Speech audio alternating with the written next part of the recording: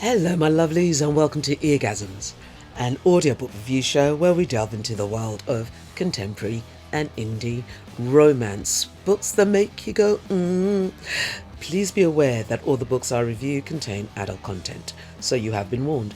With that said, here we go. Today's review is Darkest Hour by Bella Jewell. I've heard it said that the earliest years of one's life will forever shape a person's soul and destiny. If this is true, then by all accounts our protagonist, Charlene, or Charlie as she likes to be known, should be an abusive nightmare on a high-speed freeway to hell with no off-ramp to redemption. There are things in her past that she has seen and done which she doesn't choose to dwell, but which have certainly left their mark. She is determined to try and escape the chaotic life that fate and her tyrannical father seem to have conspired to map out for her. One memory haunts her above all others. At 7 years old, knowing she was forbidden from straying into her father's office, she quickly runs to hide when she hears footsteps heading her way.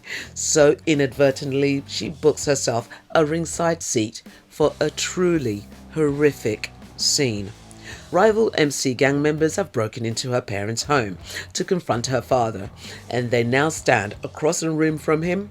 They have taken Charlie's mother hostage and have a gun barrel pressed against her head. Rather than focusing on trying to de-escalate the situation and saving his wife's life, her arrogant father goads the intruders and calls their bluff.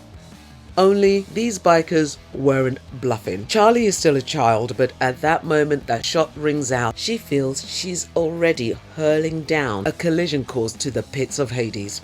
Her mother, who had been the only guiding light in her life, has now been snuffed out, leaving her with only her diabolical dad as her guardian. Now grown to adulthood, she hopes to make a fresh start, but inevitably, her car crash past is quickly catching up with her in the form of a $1 million bounty, which has been placed on her troubled head. Her protection comes in the ragged form of Coda, one very sullen, broody, but undeniably gorgeous biker, driven by a secret fury of his own and twice as thirsty for a bloody resolution as she is.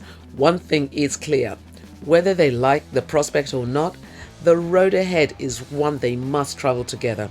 The tension between Charlie and Coda is as keen as the smell of burning rubber, but with the threat of mercenary hitmen never far behind them, the question seems to be, will they kill each other before those sneaky snipers get a clear shot? Or is it just possible that in this most tense and traumatic of times, they may be able to kick off a passionate relationship? Narrated by Rita Amos and Indy Chapin, this was the first listen for both narrators for me.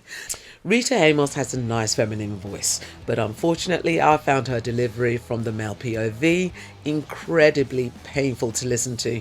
She sounds like someone doing a really bad stereotype of a male character. Indy Chapin's voice, on the other hand, had showed more emotional range, and he has a rich tenor to his voice.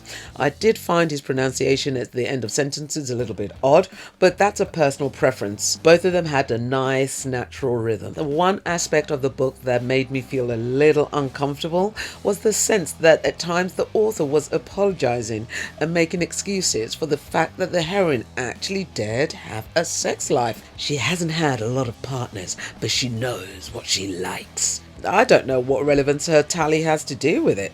It's slightly maddening, actually, as if a lower count would make her more acceptable and more amenable. It seemed a bit judgmental, and whilst this wasn't full-on slut-shaming, for me, there was a whiff of it. The sexual content, when it did come, no puns intended, was lukewarm at best, and definitely did not make my toes look as if they were trying to throw gang signs. Written by Aussie Bella Jewell, who's been publishing since 2013, this was her 11th novel. Since that time, she has published over 40 more books, gaining a bestseller status on numerous platforms. She lives in North Queensland and is now a USA Today best-selling author. She was a new author to me, making this my introduction to her work. My problem with this novel was structural and the unwelcome sense of plot dizziness that it afflicted me with. We were forever jumping from the past into the present and back again by way of a different route. I'm not sure if plot dizziness is a recognized medical condition, but if it isn't, it should be, because I've had it. I had to keep rewinding the audio, desperately trying to make sense of where I was, where I'd been, and where the hell I was being taken to next.